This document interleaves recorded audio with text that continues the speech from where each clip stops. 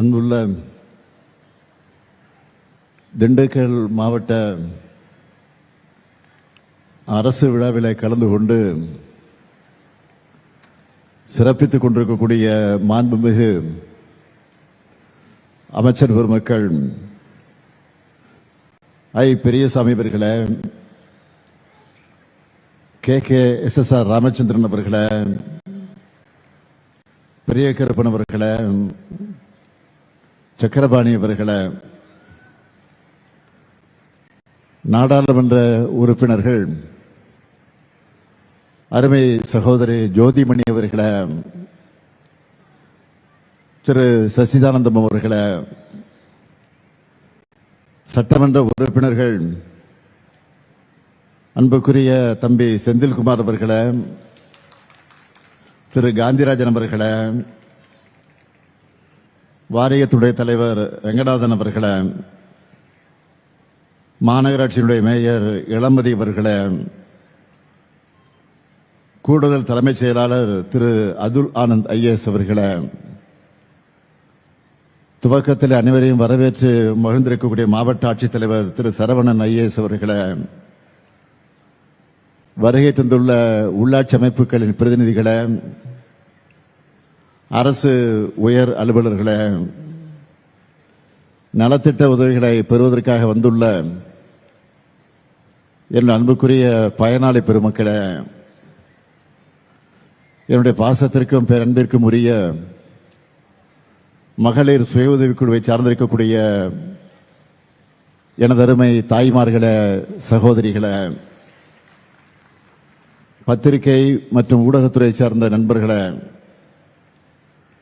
உங்கள் அனைவருக்கும் என்னுடைய அன்பான வணக்கத்தை நான் தெரிவித்துக் கொள்ள விரும்புகிறேன்.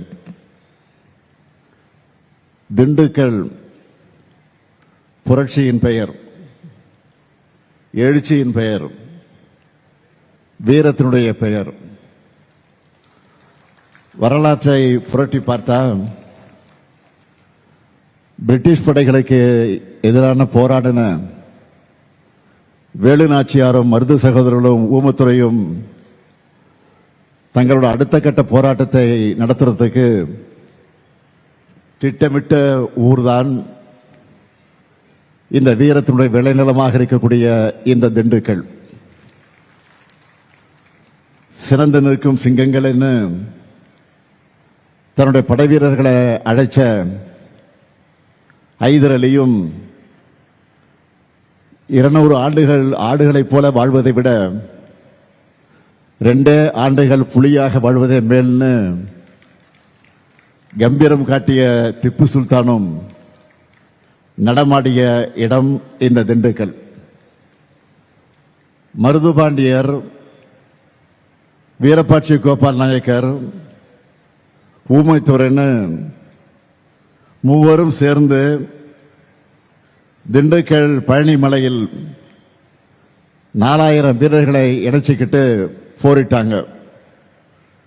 அப்படிப்பட்ட தீரர்கள் வாழ்ந்த இந்த திண்டுக்கல் மாவட்டத்தில் உங்களை எல்லாம் சந்திப்பதில் நான் அளவு கடந்த மகிழ்ச்சி அடைகிறேன், பெருமை அடைகிறேன். ஆங்கில புத்தாண்டை கொண்டாடிவிட்டு தமிழர் திருநாளாம் பொங்கல் நாளை வரவேற்க காத்திருக்கக்கூடிய உங்களுக்கு இனிப்பான சக்கரை பொங்கலை போல அறிவிப்பை வழங்கிட்டு தான் இங்க வந்திருக்கிறேன். எங்களை பொறுத்தவரையில் இது IP மாவட்டம்.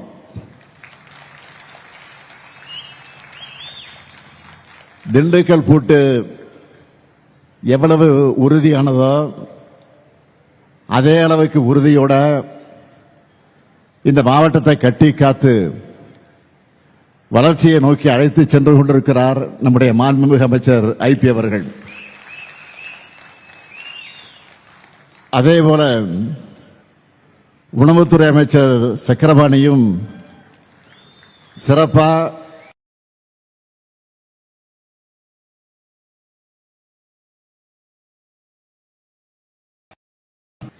தொடர் வெற்றிக்கு சொந்தக்காரராக இருக்கிறார்.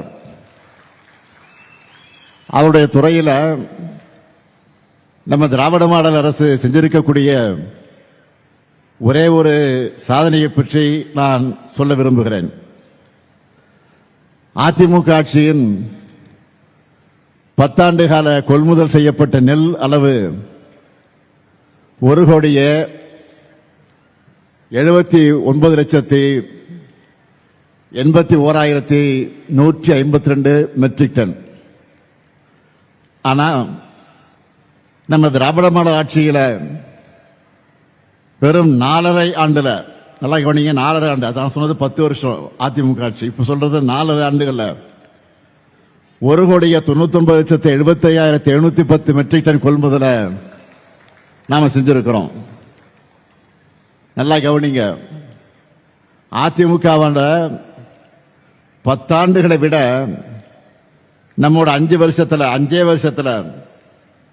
19,94,558 மெட்ரிக் டன் அதிகமாக நாம கொள்முதல் செஞ்சிருக்கிறோம். இது சாதாரணமானதல்ல, மிகப்பெரிய சாதனை. இந்த சாதனைக்கு சொந்தக்காரர் தான் நம்ம சக்கரபாணி.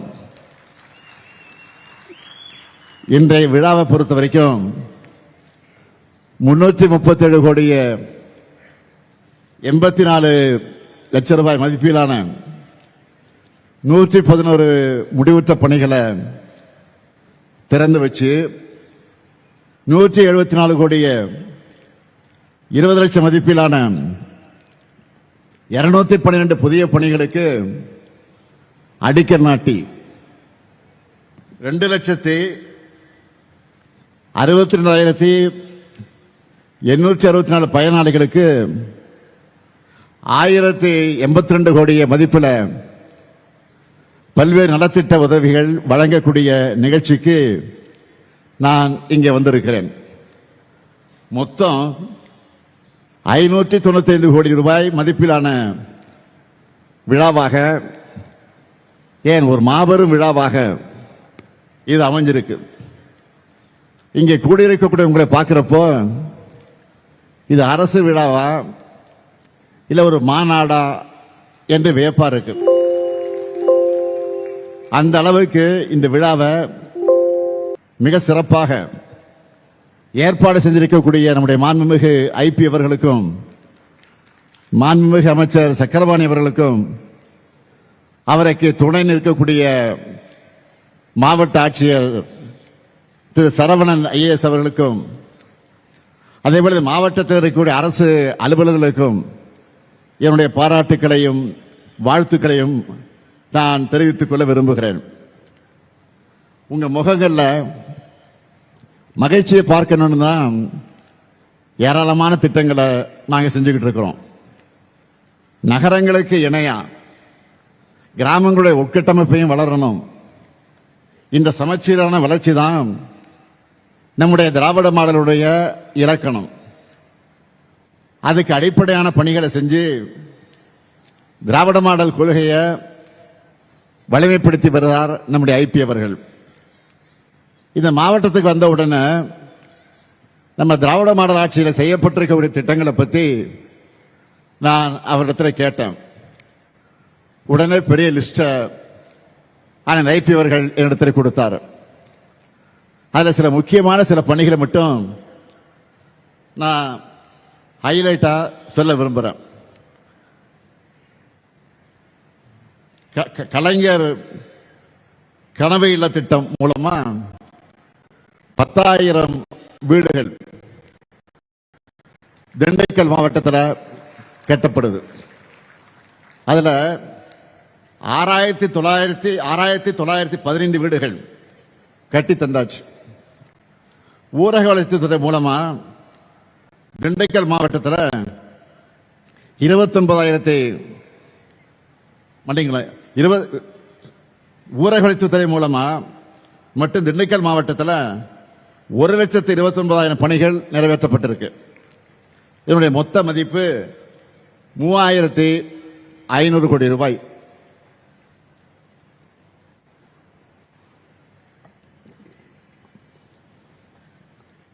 $27,973 பேருக்கு இலவச வீட்டுமனை பட்டா வழங்கப்பட்டிருக்கு. இந்த நிகழ்ச்சியில 1,00,000 பேருக்கு இலவச வீட்டுமனை பட்டா வழங்கப்பட இருக்கு. நான் பெருமையோடு சொல்றேன், தமிழ்நாட்டிலேயே திண்டுக்கல் மாவட்டத்தில் தான் அதிகப்படியான பட்டாக்களை வழங்குகிறோம். நகர்ப்புற பகுதியில் 2605 பேருக்கு பட்டா வழங்கப்பட்டிருக்கு. நான் முதல்வன், புதுமை பெண், தமிழ் புதல்வன், கல்லூரி கனவு ஆகிய திட்டங்களின் மூலமா உயர்கல்வியில் சேரும் மாணவர்களின் எண்ணிக்கை 82 விழுக்காட்டிலிருந்து 99 விழுக்காடா உயர்ந்திருக்கு. 72,896 குழந்தைகள் காலை உணவு திட்டத்தில் சத்தான சுவையான உணவை சாப்பிடுறாங்க. கலைஞர் மகளிர் உரிமை திட்டம் மூலமா திண்டுக்கல் மாவட்டத்தில் 4,433 பெண்களுக்கு மாதந்தோறும் 1000 ரூபாய் உரிமை தொகை வழங்கப்படுது. இப்போ இரண்டாம் கட்டமாக 53,179 பேருக்கு கொடுக்கிறோம். புதுமை பெண் திட்டத்தில் 11,858 மாணவிகளுக்கு மாதந்தோறும் 1000 ரூபாய் கிடைக்குது.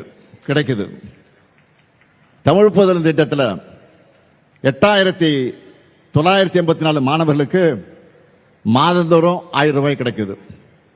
6,64,000 பேர் மக்களை தேடி மருத்துவ திட்டத்தில் இன்றைக்கு பயனடைந்து கொண்டிருக்கிறார்கள். இன்னுயிர் காப்போம் நம்மை காக்க 48 திட்டத்தில் இதுவரை 9,000 பேரோட உயிர்களை காப்பாற்றி இருக்கிறோம். முதலமைச்சரின் விரிவான மருத்துவ காப்பீடு திட்டம் மூலமா இதுவரை 1,23,000 பேருக்கு உயிர் காக்கும் சிகிச்சைகள் வழங்கப்பட்டிருக்கு. நான் முதல்வன் திட்டம், அந்த திட்டத்தில் 89,000 மாணவர்களுக்கு திறன் பயிற்சிகள் வழங்கப்பட்டிருக்கு. உங்களுடன் ஸ்டாலின் முகாம் நடத்தினோம். அந்த முகாமில் இதுவரை 1,65,000 பேர் பயன்பெற்றிருக்கிறாங்க. அதேபோல் நலம் காக்கும் ஸ்டாலின் அந்த மருத்துவ முகாம்களில் 26,000 பேர் இதுவரை பயனடைஞ்சிருக்கிறாங்க. முதியோருக்கு மாற்று திறனாளிகளுக்கும் ரேஷன் பொருட்களை வீடு தேடி சென்று வழங்குகிற தாய்மான திட்டத்தில் 90,000 பேர் இந்த மாவட்டத்தில் பயன்பெற்றுக் கொண்டு வர்றாங்க. தொடர்ந்து அவங்க பயன்பெற்றுக் கொண்டிருக்கிறாங்க. ஒவ்வொரு மாதமும் அது வழங்கப்பட்டுக் கொண்டிருக்கிறது. அதேபோல் கலைஞரின் அனைத்து கிராம ஒருங்கிணைந்த வேளாண் வளர்ச்சி திட்டத்தின் கீழ் 64,000 பேர் பயன்பெற்றிருக்கிறாங்க. வெற்றி நிச்சயம் அந்த திட்டத்தில் பயிற்சி பெற்ற 166 இளைஞர்கள்ல வேலைவாய்ப்பு பெற்றிருக்கிறாங்க. திண்டுக்கல் மாநகராட்சி 6 பேரூராட்சிகள், திண்டுக்கல் மற்றும் கரூர் மாவட்டங்களில் இருக்கக்கூடிய 1,422 ஊரக குடியிருப்புகளுக்கான காவேரி நீரை ஆதாரமாக கொண்ட கூட்டு குடிநீர் திட்டத்தை தொடங்கி வச்சிருக்கிறேன். இதன் மூலமா 8,27,000 பேர் மக்கள் பயனடைய போறாங்க.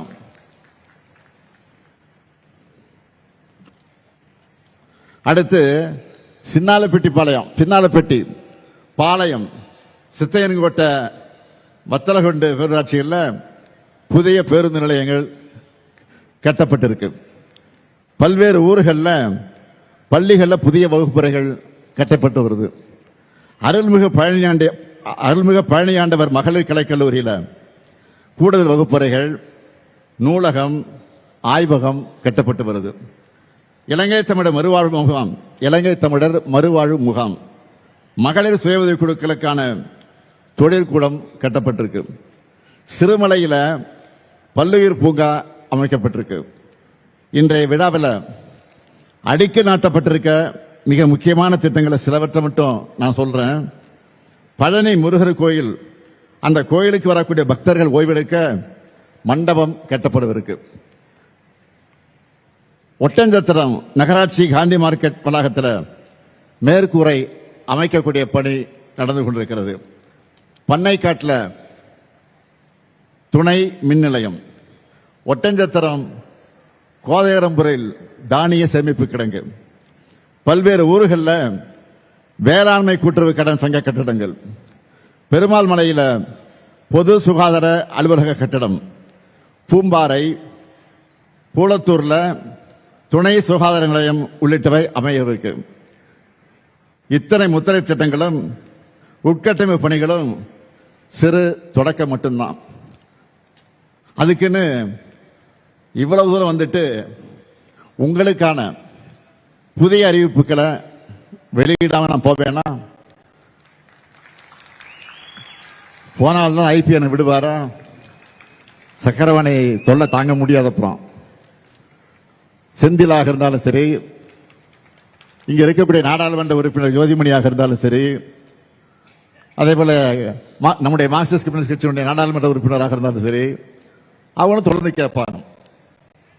ஆக இதையெல்லாம் உணர்ந்துதான் அடுத்த பாய்ச்சலுக்கான 8 புதிய அறிவிப்புகளை இந்த மேடையில் உங்க முன்னாடி வெளியிடுவதற்கு நான் மகிழ்ச்சி அடைகிறேன்.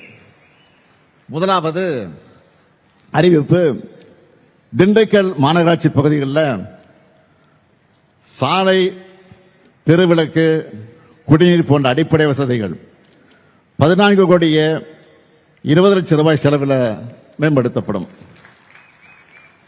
இரண்டாவது அறிவிப்பு, திண்டுக்கல் மாநகராட்சியில் இப்ப இருக்கக்கூடிய பழைய பாதாள சாக்கடை மற்றும் சுத்திகரிப்பு நிலையம் 8 கோடி ரூபாய் மதிப்பீட்டில் சீரமைக்கப்படும். மூணாவது அறிவிப்பு, பழனி தண்டாயுதபாணி சுவாமி திருக்கோயில் புனித தீர்த்தலங்களான இடுமன்குளம் மற்றும் சண்முகாநதி 6 கோடி ரூபாய் செலவில் மேம்படுத்தப்படும். நாலாவது அறிவிப்பு, புதிதாக தொடங்கப்பட்டிருக்கக்கூடிய நத்தம் கலை மற்றும் அறிவியல் கல்லூரிக்கு 18 கோடியே 50 லட்சம் ரூபாய் மதிப்பீட்டில் புதிய கட்டடம் கட்டப்படும். ஐந்தாவது அறிவிப்பு, அதிக அளவில் முருங்கை பயிரிடப்படுற ஒட்டஞ்சத்திரத்துக்கு பக்கத்தில் இருக்கக்கூடிய மார்க்கம்பட்டியில் உலகத்தரத்திலான முருங்கை ஏற்றுமதிக்கான பதப்படுத்து தொழிற்சாலை 7 கோடி ரூபாய் செலவில் அமைக்கப்படும்.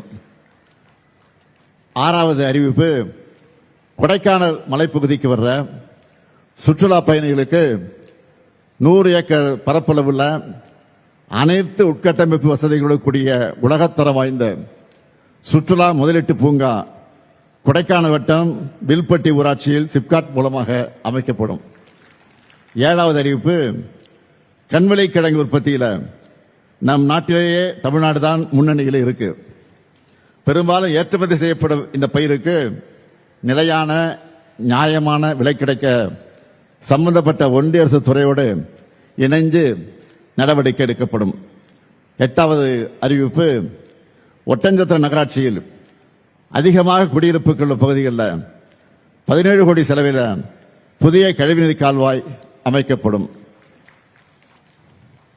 ஆக இப்படி திண்டுக்கலுக்கு மட்டும் இல்ல, ஒவ்வொரு மாவட்டத்துக்கும் என்னென்ன தேவைகள் பார்த்து பார்த்து வேலையெல்லாம் செஞ்சுக்கிட்டு இருக்கோம். இதனால தமிழ்நாடு வரலாறு காணாத வளர்ச்சியை இன்றைக்கு பெற்று வீர நடை போட்டுக் கொண்டிருக்கிறது. உறுதியா நம்ம கூட நிக்குது. கடந்த 4 ஆண்டுகளா நாட்டு மக்கள் எல்லாருமே பாராட்டுகிற அளவுக்கு சாதனை திட்டங்களை செஞ்சுட்டு இருக்கக்கூடிய நம்ம திராவிட மாடல் அரசு 2026 புத்தாண்டு பிறந்ததுமே இன்னும் நிறைய திட்டங்களை அறிவிச்சிருக்கிறோம். நீங்க எல்லாரும் செய்திகளில் பார்த்திருப்பீங்க. அரசு ஊழியர்களோட 22 ஆண்டு கால கோரிக்கையான பழைய ஓய்வூதிய திட்டத்தை தமிழ்நாடு உறுதியளிக்கப்பட்ட ஓய்வு திட்டம் என்ற பெயரில் செயல்படுத்த நான் ஆணையிட்டு இருக்கிறேன்.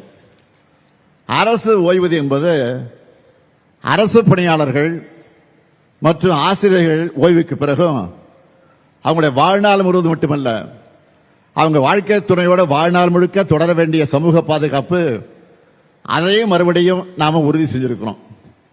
இதன் மூலமா நிச்சயமற்ற எதிர்காலம் என்ற நிலையிலிருந்து நம்பிக்கை அளிக்கிற எதிர்காலத்தை நாம் உருவாக்கி இருக்கிறோம்.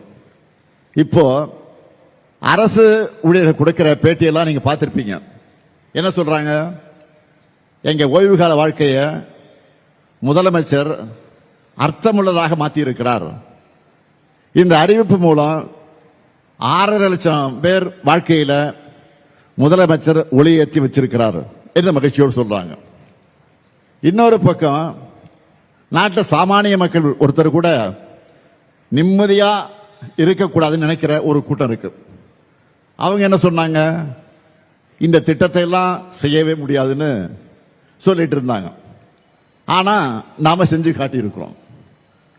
அதே போல அடுத்த முக்கிய அறிவிப்பு, தமிழ்நாட்டில் இருக்கக்கூடிய 2,22,91,710 அரிசி அட்டைதாரர்கள் தமிழர் திருநாளாக இருக்கக்கூடிய பொங்கல் நாளை கொண்டாட 3,000 ரூபாய் வழங்கப்படும் அறிவிச்சிருக்கிறோம். அந்த ரொக்கம் மட்டுமல்ல, பொங்கல் பரிசு தொகுப்பா 1 கிலோ பச்சரிசி, 1 கிலோ சர்க்கரை, ஒரு முழு நீள கரும்பு வழங்கவும் ஆணையிட்டு இருக்கிறேன்.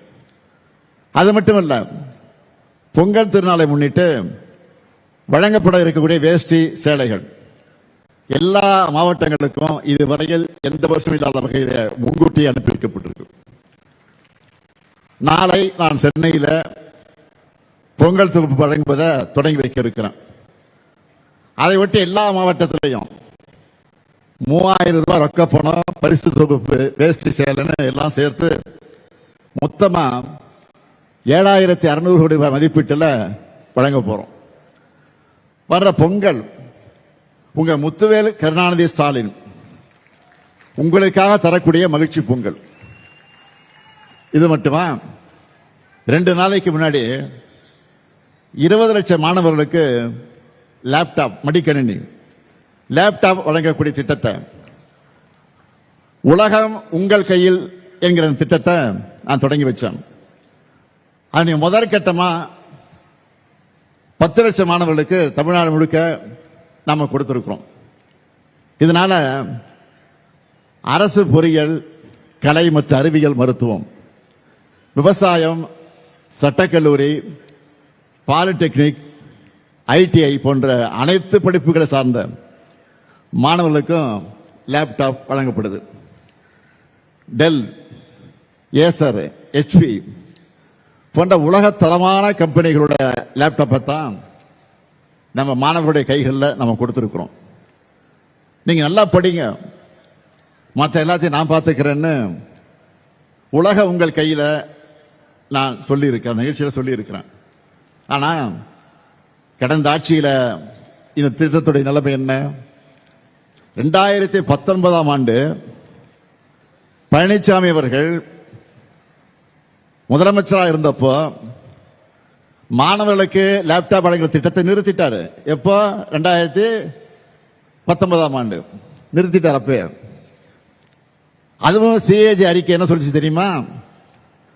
68 கோடி ரூபாய் மதிப்பில் வாங்கப்பட்ட 55,000 லேப்டாப்புகளை வீணடிச்சுட்டாங்கன்னு CAG அறிக்கையில வெட்ட வெளிச்சமாக சொன்னாங்க. அதிலே வெளியிடப்பட்டிருக்கு. இது பத்தி மாண்புமிகு எதிர்க்கட்சி தலைவர் பழனிசாமி அவர்களுக்கு ஏதாவது சந்தேகம் இருந்தா 2023ஆம் ஆண்டு ஏப்ரல் மாதம் தமிழ்நாடு சட்டமன்றத்தில் தாக்கல் செய்யப்பட்டிருக்கிற அறிக்கை எடுத்து நீங்க பார்க்கலாம், ஆதாரமா இருக்கு. சோசியல் மீடியாவில் 2 நாளைக்கு முன்னாடி ஒருத்தர் ஒரு செய்தியை போட்டிருந்தார்.